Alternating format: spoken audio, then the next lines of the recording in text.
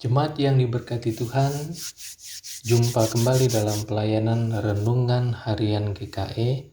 Hari ini Kamis 21 Januari 2021. Mari kita berdoa. Bapa di sorga, terima kasih karena kami terus dipelihara dan diberkati Tuhan dalam kehidupan ini.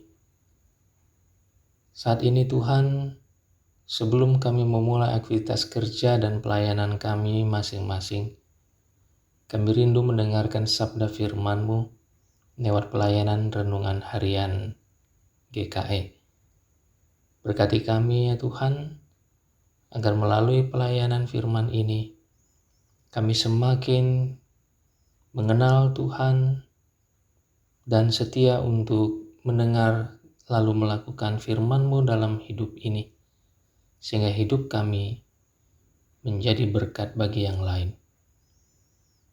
Berilah hikmat bagi kami sekalian dalam pemeliharaan Roh Kudus. Dalam nama Tuhan Yesus kami berdoa. Amin. Dasar bacaan firman Tuhan sesuai dengan Almanak Nas GKE hari ini Kamis 21 Januari 2021 terdapat dalam Wahyu 18 ayat 11 sampai 20. Tetapi saya cukup membaca pada ayat yang ke-19 sampai 20. Begini bunyi firman Tuhan. Dan mereka menghamburkan debu ke atas kepala mereka dan berseru sambil menangis dan meratap, katanya, "Celaka, celaka kota besar yang olehnya semua orang yang mempunyai kapal di laut telah menjadi kaya oleh barangnya yang mahal, sebab dalam 1 jam saja ia sudah binasa. Bersukacitalah atas dia, hai sorga dan kamu, hai orang-orang kudus, rasul-rasul dan nabi-nabi, karena Allah telah menjatuhkan hukuman atas dia karena kamu." Demikian firman Tuhan. Yang berbahagia adalah mereka yang mendengarkan firman Allah dan yang melakukannya. Amin. Jemaat Tuhan, saya memberi judul untuk firman Tuhan, terlalu percaya diri. Percaya diri itu penting. Percaya diri membuat orang memiliki karakter kepemimpinan. Percaya diri membuat diri tidak ragu-ragu, tidak minderan, tidak mudah putus asa, dan seterusnya. Tetapi ingat, terlalu percaya diri itu berbahaya.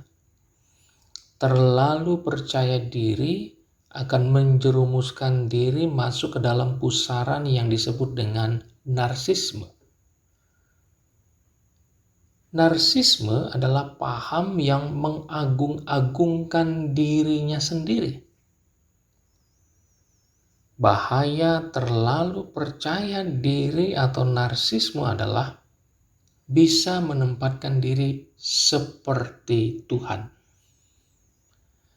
Kalau diri sendiri dipertuhankan, maka apa jadinya dunia ini? Jemaat pasti tahu kisah Adolf Hitler dan pribadi para pemimpin sejenis dalam sejarah dunia. Lalu apa hubungannya dengan nas Wahyu 18 ayat 11 sampai 20 ini? Apa pengajaran yang hendak diingatkan kepada kita? Jemaat Tuhan, kitab Wahyu ini ditulis dengan latar belakang penderitaan yang hebat yang dialami orang-orang Kristen pada wilayah kekuasaan Romawi. Mereka mengalami penganiayaan karena menolak menyembah kaisar sebagai Tuhan. Mereka harus membayar pajak dengan perhitungan yang tidak logis. terjadi proses pemiskinan yang berlangsung secara sistemik. Sebab kaisar bertindak otoriter. Mereka diburu, dipenjara, dan dianiaya. Karena keimanan kepada Kristus dipandang sebagai sumber sikap pembangkangan orang-orang Kristen kepada kaisar. Bagi kaisar, iman kepada Yesus Kristus itu telah mencemarkan pemikiran dan sikap dasar mereka untuk taat tanpa boleh mengkritisi pemerintahan Romawi. Dalam konteks penderitaan ini, Yohanes, seorang tua-tua jemaat, mengalami perjumpaan dengan Allah melalui penglihatan di Pulau Patmos. Penglihatan itu sangat berhubungan erat dengan derita dan aniaya yang dialami orang-orang Kristen, dengan tujuan menghibur, menguatkan, dan meneguhkan iman mereka agar tidak goyah, tidak murtad, melainkan tetap setia sampai akhir hidup bersama Kristus, kendati pun harus mati. Karena itu tema kesetiaan kepada Kristus menjadi pusat pemberitaan kesaksian penglihatan Yohanes. Sebagaimana ditulis dalam Wahyu pasal 2 ayat 10b, hendaklah engkau setia sampai mati, dan aku akan mengaruniakan kepadamu mahkota kehidupan. Yohanes begitu setia mengemban panggilan tugasnya untuk menguatkan dan meneguhkan iman jemaat. Dengan cerdas, ia menggunakan bahasa simbol untuk menuliskan kesaksian penglihatannya agar tidak dibredel, tidak disita oleh pemerintah berkuasa, karena dianggap sebagai berita yang subversif, membahayakan. Dan hasilnya sangat efektif. Dalam bentuk lembaran, berita kesaksian penglihatannya ini bisa bebas beredar sampai di tangan jemaat. Jemaat bisa membacanya, dan sudah pasti mereka dapat memahami isi dan maknanya, sebab Roh Allah mencerahi akal budinya. Iman mereka dikuatkan, diteguhkan. Mereka mendapatkan penghiburan, dan iman mereka tidak goyah, tidak murtad, tetap setia sampai akhir bersama Kristus, bahkan ikhlas menjadi martir. Wahyu 18 ayat 11 sampai 20 ini menekankan suatu kejatuhan, kehancuran yang pasti terjadi atas orang-orang yang sombong dan terlalu percaya diri, sehingga dengan lancang berlaku sewenang-wenang, bahkan tidak takut bertindak bengis kepada orang lain.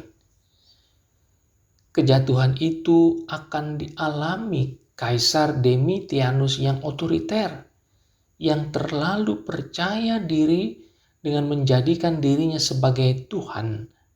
Pada akhirnya akan takluk dan kalah dari kuasa Tuhan yang sejati. Malapetaka akan berbalik atas diri kaisar dan para pengikutnya. Sebab siapa yang menanam kejahatan, maka akan menuai kehancuran.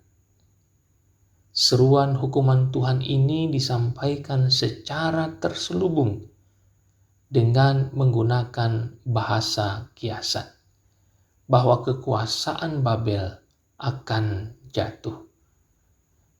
Jadi jemaat sekalian, Babel yang jatuh di sini sebenarnya menunjuk kepada kekaisaran Romawi yang bertangan besi.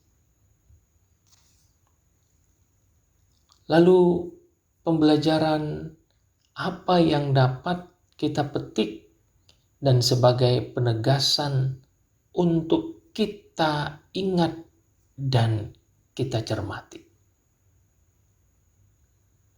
Jemaat Tuhan, pembelajaran dalam nas ini mau menegaskan kita bahwa tidak pernah kesombongan yang berwujud dalam kejahatan pasti langgeng.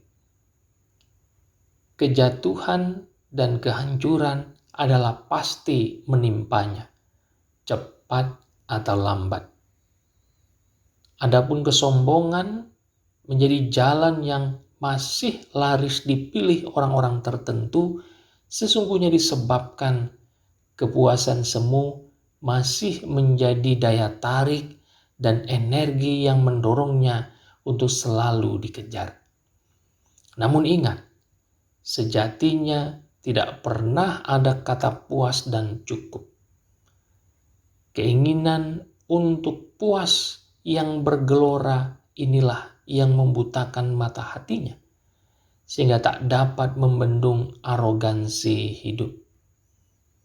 Mata hati sebagai filter keinginan menjadi tak berfungsi dan tak diperlukan lagi. Kesudahan semua ini adalah kehancuran. Kehancuran Babel, kejatuhan Romawi, menjadi pengingat bagi kita agar jangan sombong. Jangan terlalu percaya diri dalam hidup ini. Dan gunakanlah mata hati untuk menimbang perkara yang baik dan benar, yang bermanfaat dan yang merugikan, sehingga kita terhindar dari sikap narsis. Jemaat Tuhan, tetaplah hidup dalam kesetiaan dalam jalan Tuhan berdasarkan firman-Nya ini. Selamat berkarya dan berbakti dengan hati nurani. Tuhan Yesus menolong dan memberkati. Amin.